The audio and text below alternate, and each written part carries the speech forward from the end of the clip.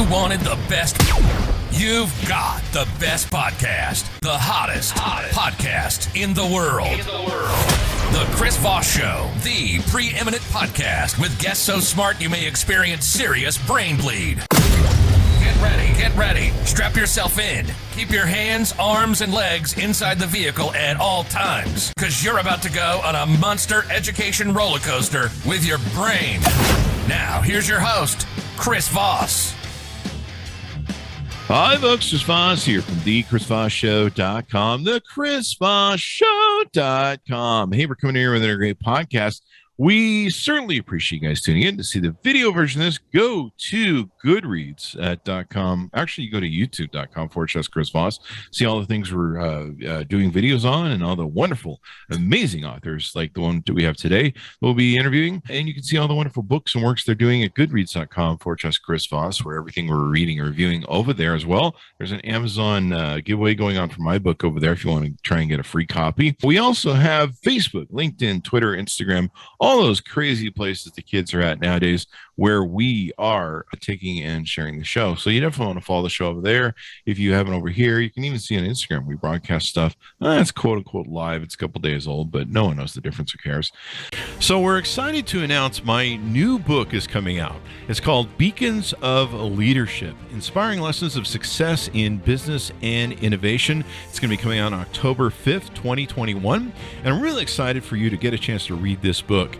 It's filled with a multitude of my insightful stories, lessons, my life, and experiences in leadership and character. I give you some of the secrets from my CEO entrepreneur toolbox that I use to scale my business success, innovate, and build a multitude of companies. I've been a CEO for, 33, 35 years now. We talk about leadership, the importance of leadership, how to become a great leader, and how anyone can become a great leader as well.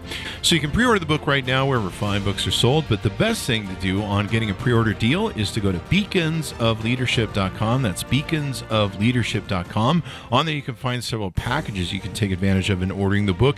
And for the same price of what you can get it from someplace else like Amazon, you can get all sorts of extra goodies that we've taken and given away. Different collectors, limited edition, custom made numbered book plates that are going to be autographed by me. There's all sorts of other goodies that you can get when you buy the book from beaconsofleadership.com. So be sure to go there, check it out, or order the book wherever fine books are sold. Anyway, guys, thanks for tuning in. Today we have Jeffrey Lewis on the show. He is the author of the book coming out on November 2nd, which was, yes, today. There you go. I'm used to being a lead up. So you definitely want to order it today because it's out. Today is a hot day.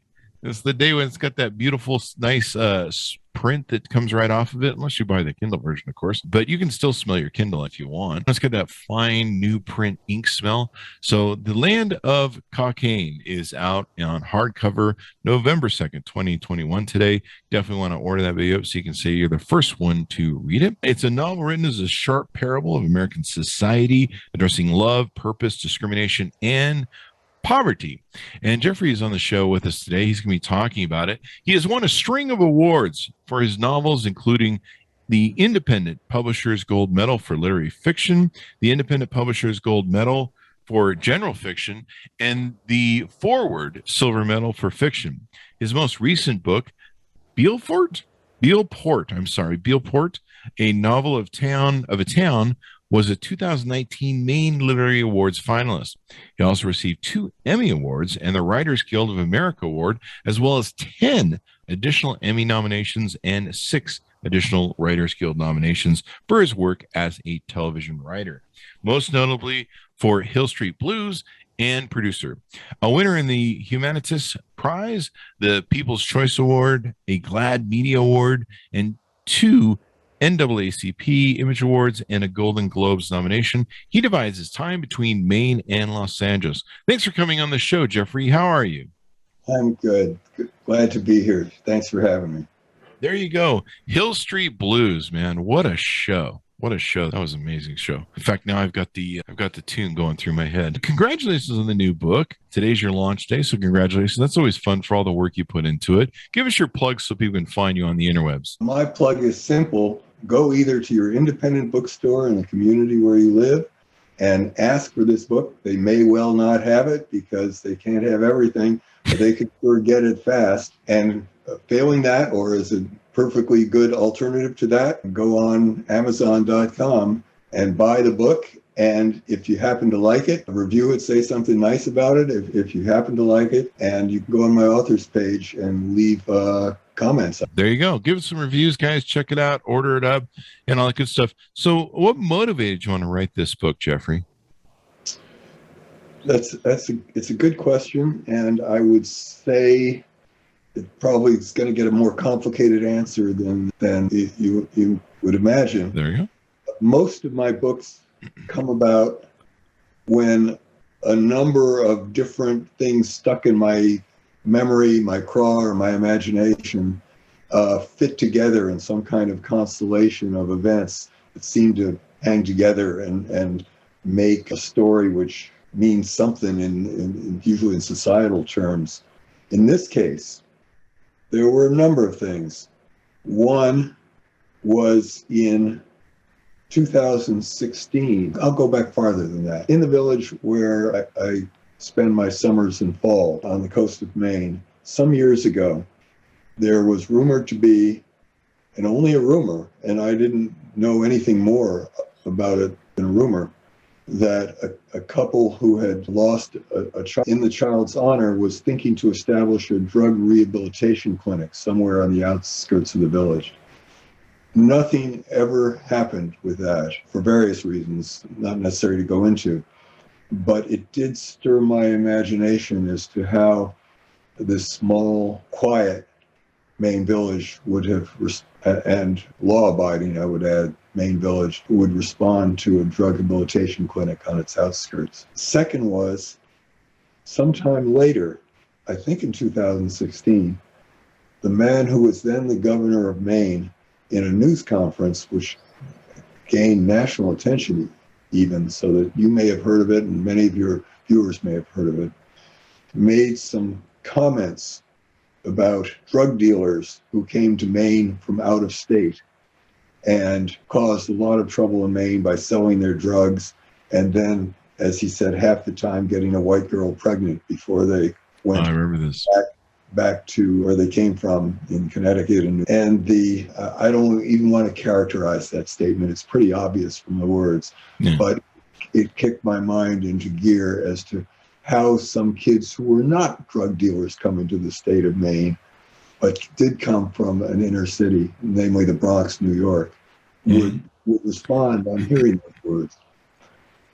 Then there were some other things as well. Years ago, and in my life, I spent some time in the criminal justice system in New York as an assistant DA for a couple of years, and actually dealt with courthouse diversionary programs quite a bit. That is to say, programs which were established trying to keep kids who were getting in trouble with the law out of incarceration by proposing alternatives to incarceration. Mm-hmm. And I actually had a girlfriend who worked in one of those programs for a while. So I felt then some sympathy. I continue to feel that sympathy as I remember while I was working on Hill Street Blues.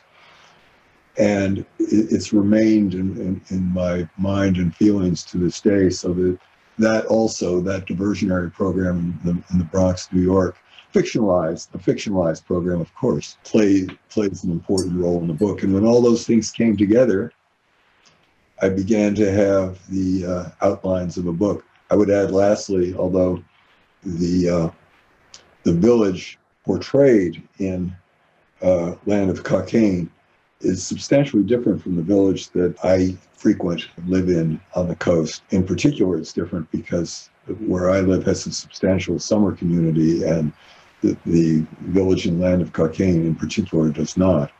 Mm-hmm. Nonetheless, my being here and loving the place, really. And awesome. Here, all came together in this book. Awesome. So give us an overall arcing of the book and what's inside. I'm sorry, could you repeat that? Could you give us an overall arcing view of what's in the book, the storyline? I'll try to do that without too many plot explainers. Roughly, I think what I said previously may already capture it.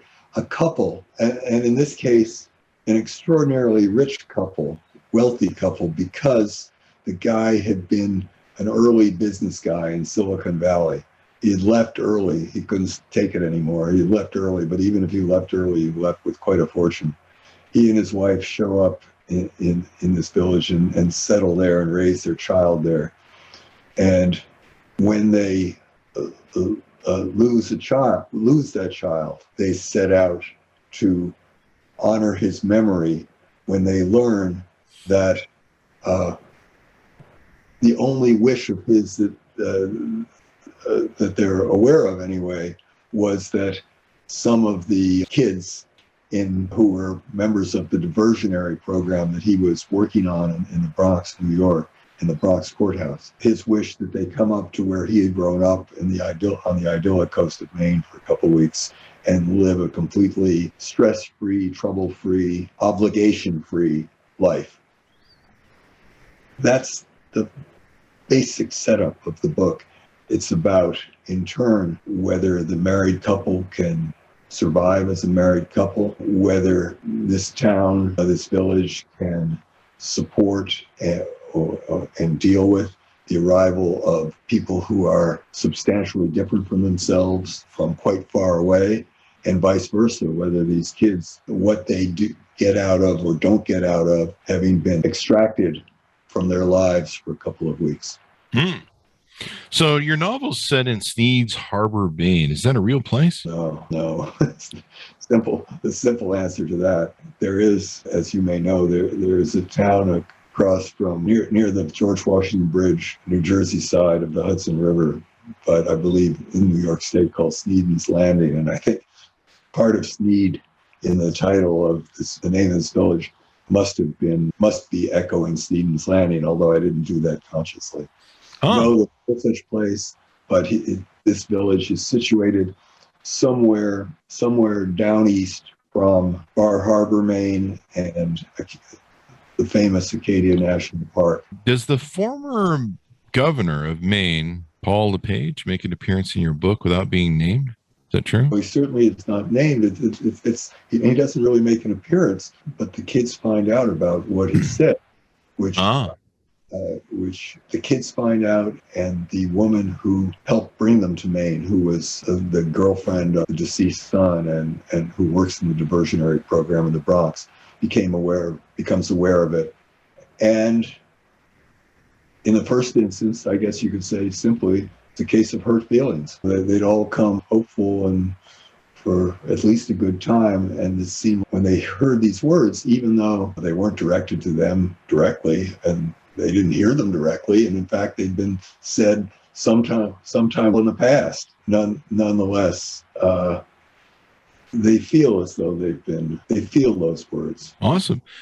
So your book is, I guess, to my understanding, a critique of racism in America. Do you want to talk to us? Is that correct? And do you want to talk to us a little bit about that? Critique probably is something more. I don't know if critique is the right word. Exploration might be. I wonder about the word critique, even though I know it's in the promotional materials. Yeah, I was going to say, I'm reading it. I read it, and I know other people think so. And someone who, once I've written a book, feels that my opinions about the book are about as valid as any readers. You know, that they're probably more familiar with the words more recently than I am. Mm-hmm. Nonetheless, I would say exploration perhaps more honest than critique, because critique would imply that the author knows full well what to do about this problem, and I sure don't. I don't. It's a big problem. We know it's a big problem. And it's very complex into our social order. We had a great author on Friday. I believe it was Jamar Tisby, How to Fight Racism. That was an interesting discussion. My understanding is in the book, your well-intentioned characters struggle with how to combat it. Is that kind of a way of you trying to show we need to process or deal with racism? Oh, sure. The outcome of the book, though, is, without giving everything away in the book, I would say is ambiguous and certainly open to question whether any progress has been made in race relations. I'm not sure.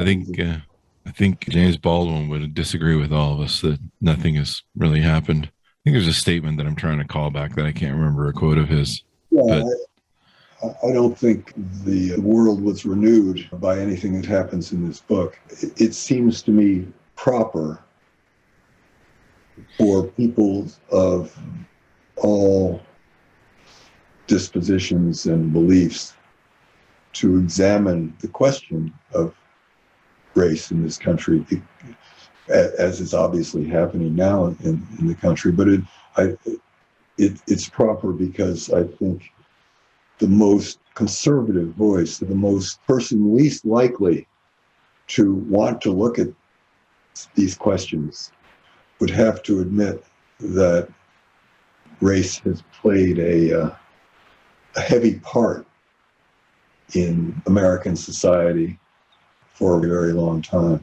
Yeah, even before we were in America, this has been a 450-year problem. If I take my little stab at the characters in this book, take their little stab. Well, let me ask you this: the mayor, the main Paul gentleman that we referenced earlier, LePage, he was fond of calling himself Trump before Trump. And then there's some other discussion in the notes here for Trump is for a lot of white people, et cetera, et cetera. How big of an influence did today's politics, the last 5 years of politics and Donald Trump play into mainly the story you wanted to weave in this book? I'm sure the Trump presidency led me back to LePage's words from 2016, who after all he said he was the Trump before Trump. Yeah. So I would say very substantially. On the other hand, I would say, full confession, this book was written before, say, the events of 2020. It was written before January 6th. COVID and George Floyd, and it was written in the rising period of Black Lives Matter, I would say, the early eruption of Black Lives Matter. Yeah, I believe it started in 2014 under Obama. Black Lives Matter came. It's interesting. Things are getting worse as opposed to getting better because we haven't fixed this problem. And therein lies the thing. We've had James Baldwin discussions on the show with a number of brilliant authors. And it's funny, you can take all of James Baldwin's quotes from, it's not funny, actually. I shouldn't characterize it that way. But it's interesting that you can take all of his quotes and you can literally take them from, I think, 1955 to 1960, or that whole era, whatever he said, and literally just copy and paste them onto today's problems. And there you are. What are some other things we can tease out on the book? Are there any teasers you want to share with people? Because of something you just said.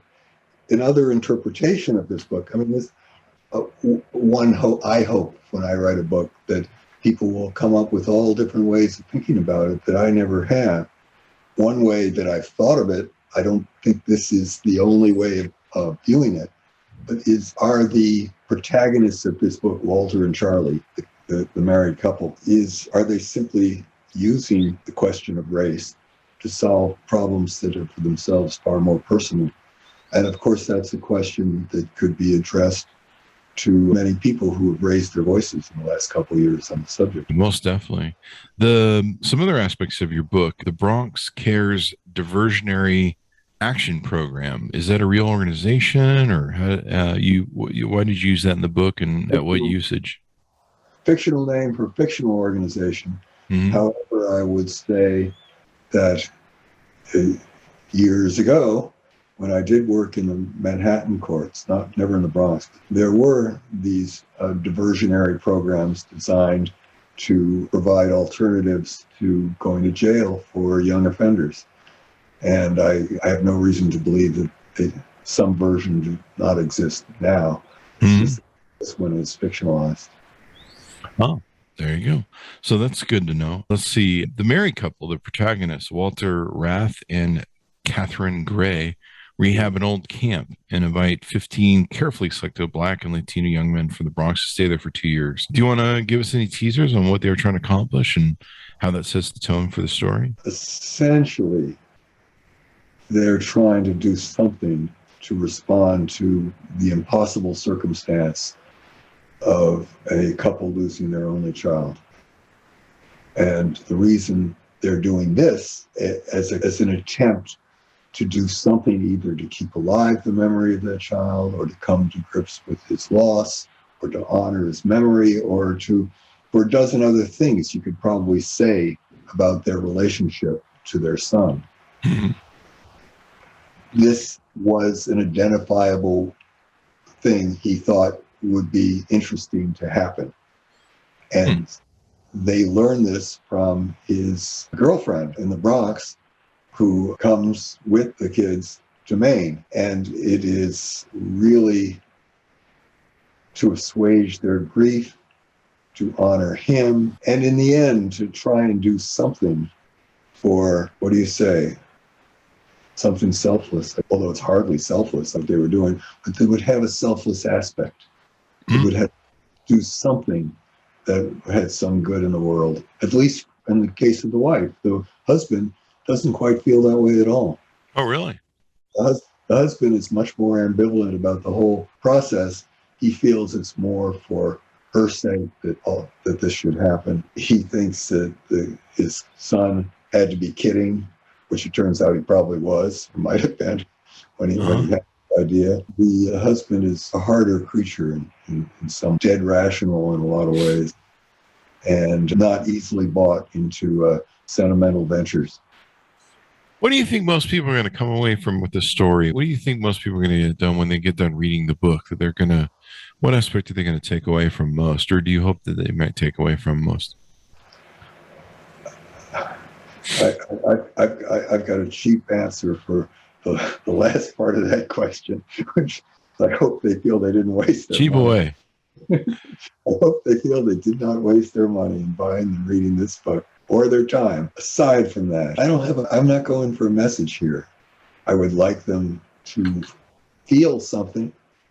I'd like them to feel something of what all the characters and there are myriad characters in this book. It's not a long book. It has really quite a number of characters on all sides of a complicated equation. Feel something for them, as if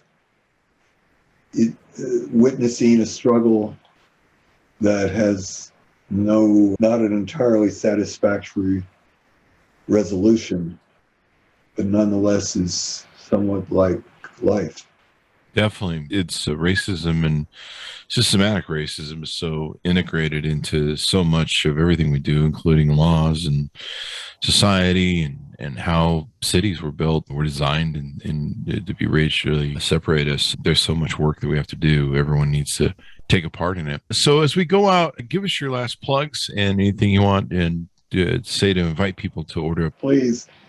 I would be out of the camera if I got down on my hands and knees and begged to go buy this book. But I think you'd get something out of it. It's published today, which means you can now get it on Amazon tomorrow or your local bookstore this afternoon if you put down your laptop or wherever you're viewing this and go out and get it. Or if it's a week from now or a month from now or a year from now, I'm sure the book will be around. And if I'm lucky, it will still have some relevance. I'm sure it will. Sadly, we'll probably, there's so much work we need to do. It's going to take hundreds of years to fix, I think, some of the systematic racism things that we have. Thank you for being on the show, Jeffrey. We certainly appreciate it. Thanks for coming on and spending some time with us today. Thanks for having me, Chris. There you go. And guys, check it out. You can order it up wherever fine books are sold. Land of Cockaigne. It's a hardcover, November 2nd, 2021. It is out today. So you want to definitely order that baby up, or go to your local bookstore, as Jeffrey said, or wherever you find books are sold. Just stay away those dark alleyways when you buy books. That's the main thing. Yeah, I got shiv once in a dark alleyway trying to buy a book off of some guy who's like, "You want to buy a book in here?" I don't know why that joke's funny. Anyway, guys, thanks for tuning in. Go to youtube.com/Chris Voss. Hit the bell notification button. Also go to goodreads.com/Chris Voss. See everything we're reading and reviewing over there. Go to all of our groups on Facebook, LinkedIn, Twitter, and all those different places on the interwebs, and be good to each other. We'll see you guys next time. So we're excited to announce my new book is coming out. It's called Beacons of Leadership, Inspiring Lessons of Success in Business and Innovation. It's going to be coming out on October 5th, 2021.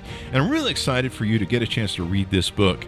It's filled with a multitude of my insightful stories, lessons, my life, and experiences in leadership and character. I give you some of the secrets from my CEO entrepreneur toolbox that I use to scale my business success, innovate, and build a multitude of companies. I've been a CEO for 35 years now. We talk about leadership, the importance of leadership, how to become a great leader, and how anyone can become a great leader as well.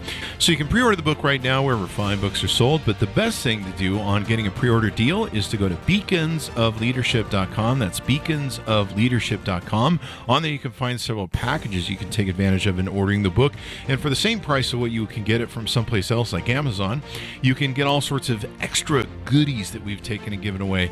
Different collectors, limited edition, custom-made numbered book plates that are going to be autographed by me. There's all sorts of other goodies that you can get when you buy the book from beaconsofleadership.com. So be sure to go there, check it out, or order the book wherever fine books are sold.